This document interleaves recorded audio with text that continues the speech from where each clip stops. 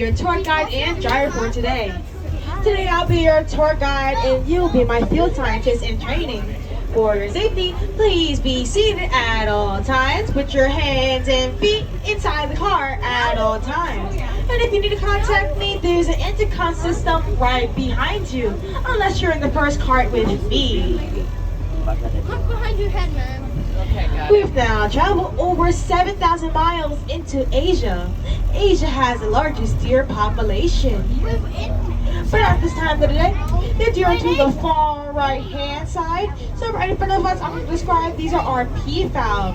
Male peafowls are called peacocks, females are called peahens, and the babies are called pea chicks. Alright, guys, please do not feed peafowl at the Bronx Zoo. They'll follow you home and become part of your family. Now to our right hand side, we have our Bearshinga deer. Bearshinga means 12 times in Hindi, means they have 12 to 14 points on their antlers. Those champagne colored deer you see over here, those are our Bactrian deer. Bactrian deer are subspecies of red deer, although they're not red. They're pale gray and gold in color. Now here's some more information about our deer in this meadow from Michelle. Hi, my name is Michelle. I'm part of the Wild Asian Keeper team.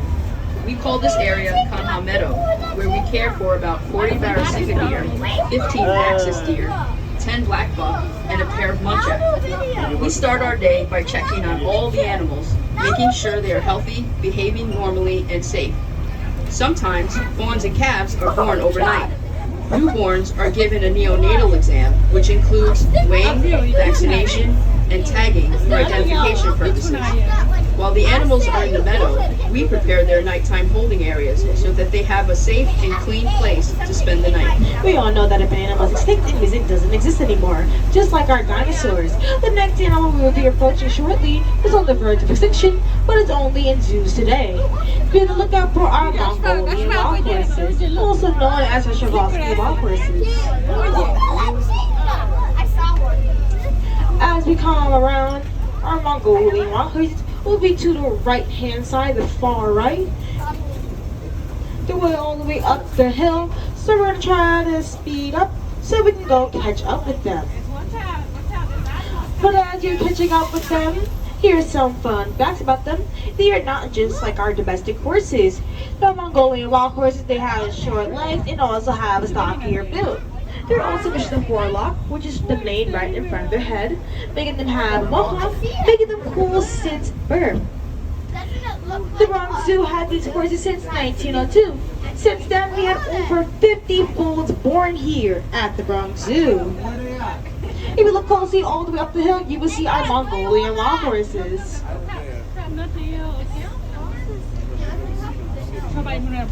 If you look closely, you might see the newborn to the herd. That it would be Kyle. Kyle was born on Memorial Day. As we're coming up this hill, you get a better view and a better picture of our Mongolian wild horses. Oh, look at the mane.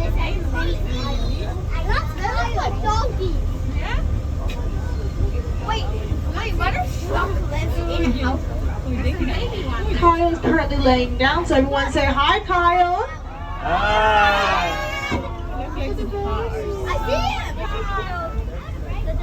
Now here is some more information about our Mongolian wild horses from Jonathan Slatt. I'm Jonathan Slatt, and I'm the Russia and Northeast Asia coordinator of the Wildlife Conservation Society.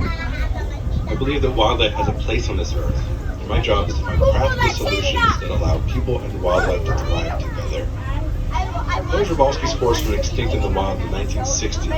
And on a recent trip to Kazakhstan, I thought about the ongoing and successful efforts in that country to bring these horses back to the Central Asian steppe. The world needs happy stories, to watch the impossible become possible, and to see hope restored. That's what's happening today with Przewalski spores. Recently, we have sent these horses back into the wild so they could be in their natural habitat. Now will be approaching the world's largest cattle. And no, I am not talking about a cow, a buffalo, or a bison. I am talking about a gaur. The gaurs can weigh up to 2,000 pounds, which is the equivalent weight of a small car. And they're 10 feet long and they stand up to 6 feet. Oh my god. Our gawer are to the right hand side, which will be approaching shortly. I want to wrestle one. The difference between male and female gawer is their horn. If the horns are pointing slightly upwards, that means that it's a male. If the horns are pointing slightly inwards, it's a female. If you look over to the far right against that fence, you will see our gawer. Fun fact, the leader of the gawer is called the matriarch. It's a female, an older adult female. Mommy, the tree. Another fun fact, male gawers can fight off a tiger. Tiger. I see that. Tiger. Where's Tiger? Sometimes people like to call our gawers hamburgers, Buffalo Wild Wings, or even chicken nuggets. Look. These are our gawers.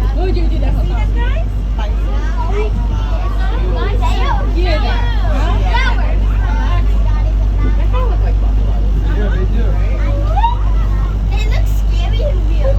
Now as we come around this bend, you might be wondering, what's the noises behind us? If you forget, the Bronx Zoo sits in the heart of urban environment. Currently right behind us is the Bronx River Parkway, where cars are currently speeding at the moment, but that is okay. We are in a monorail, which is much safer than being in a car on the highway.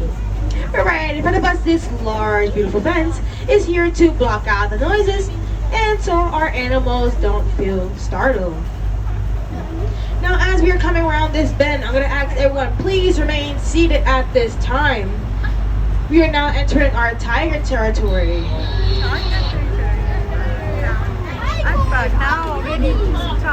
We are now going to look out for Josie. Tiger. I like tiger. Is that tiger? Is that tiger? Yes? Tidak kalau di sini naik. Maybe look closely at Josie. He is laying down in the center of the meadow. Why does he say tiger? Yeah, because Tigers are really good at camouflaging to the point our echoes in the wild cannot stop them. Tigers eat various of animals, but they mainly prefer medium-sized deer and wild pigs. I see the trans tiger. Look closely, you see Josie laying down, taking his morning naps.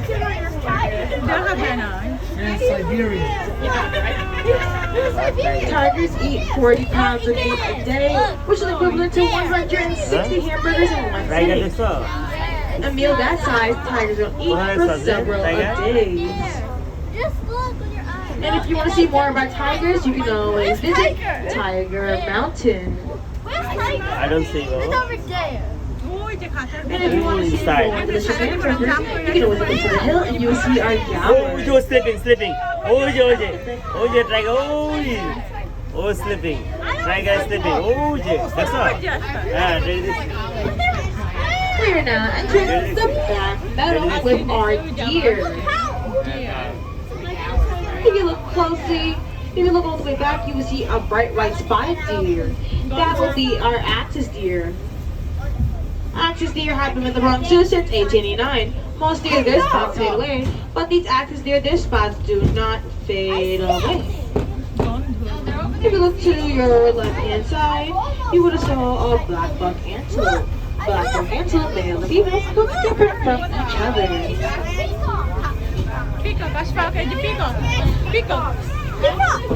As we come around, we're about to enter a bamboo thicket. In this bamboo thicket, we're going to see an animal that loves the muddy area. It is called the babirusa. Babirusa means pig deer in the Malayan language.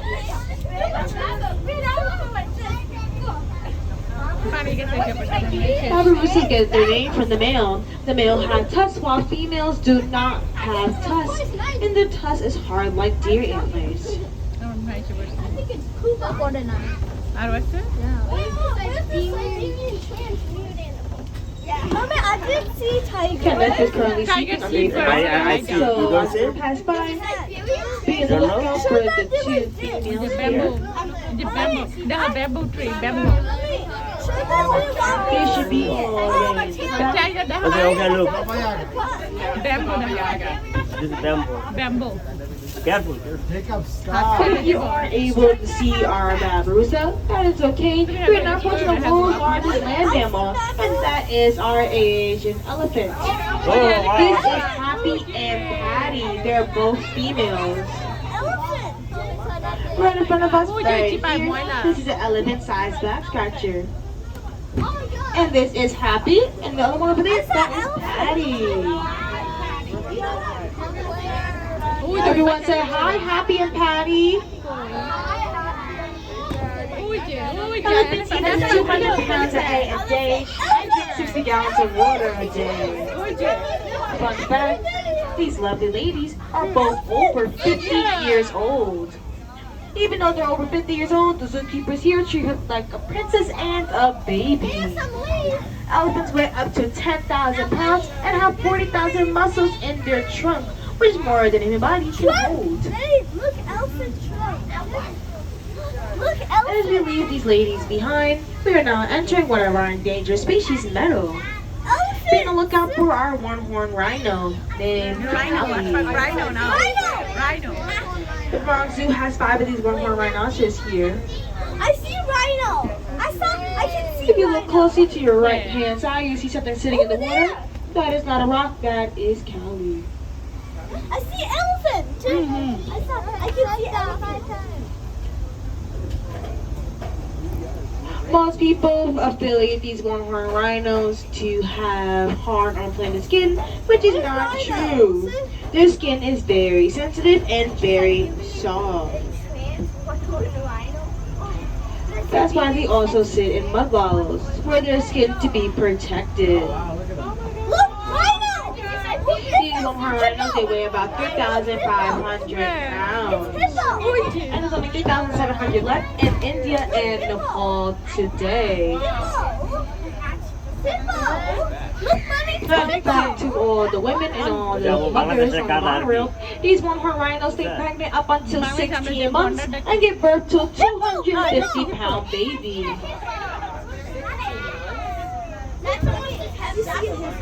Now here's some more information about our Asian elephant and our one-horned rhinos here at the Bronx Zoo. Rhino. Hi, I'm WCS. WCS works in the field with both African and Asian elephants. Here is a note from our field scientists who work with Asian elephants. Are you stay here? My name is Donny Gunaryadi, and I'm the Elephant Conservation Coordinator for WCS Indonesia. The first time I saw a Sumatran elephant, I thought, this is a magnificent creature. They will be safe because they are so big. But the truth is, they have declined 50% since the 1980s, even though rats and insects cause more damage to crops than elephants. Because the elephant is so huge, psychologically, it seems more threatening. So when there is conflict, the farmers poison the elephants. In response, we created a crop protection unit to mitigate conflict and send the elephants back into the park. And it's been a huge success.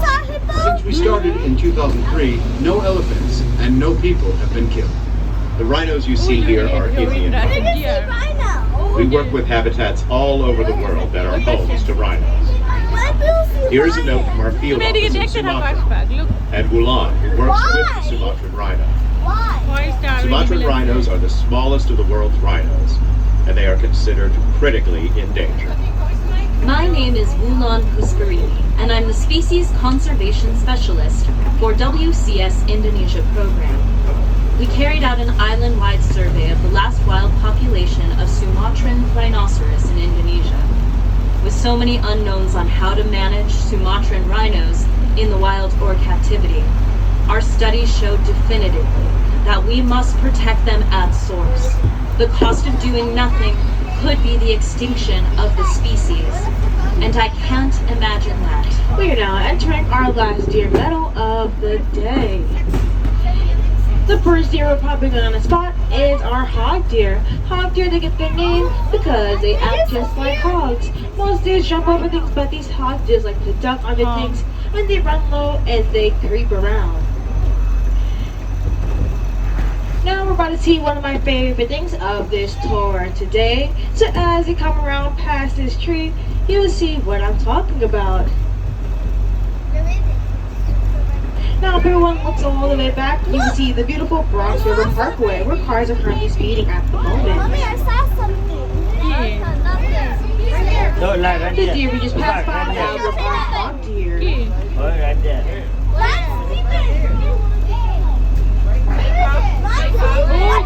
Yeah. Nothing. I see a deer. Here's a little tree here. Here's Oh, another another hog deer. deer. And there's all the way Deer. up there. Those are chocolate colored deer. Those are our sandbar deer. Sandbar deer stand up to 5 feet and the largest deer species in southern Asia. To your right hand side, the animal with the honey deer. color with the white hooves, the black hooves, that is our Nilgai antelope. Oh, more deer, Nilgai more deer. means blue bull and Wow. the male have a bluish coat to their fur. Now this time if you look all the way to the far right, those are our Chinese Cephas deer. Chinese China tegen Chitra Hori. These Chinese Cephas deer do not like the heat, they like the cold weather. And they also like to hide underneath the shades. China tegen Chitra. Look, bamboo. The ones you're currently looking at, the ones in the middle, are all adults. They're fast. These Chinese Cephas deer do not grow too tall, I saw. and they weigh about 40 pounds. If you look closely at the tail, underneath the tail is white. When their tail goes up, that means that there's danger lurking nearby, and it helps alert other Chinese Cephas deer in the Pacific. And here's another one walking along the monorail. Look. Maybe the babies. If you see, oh, it is pink. Sorry.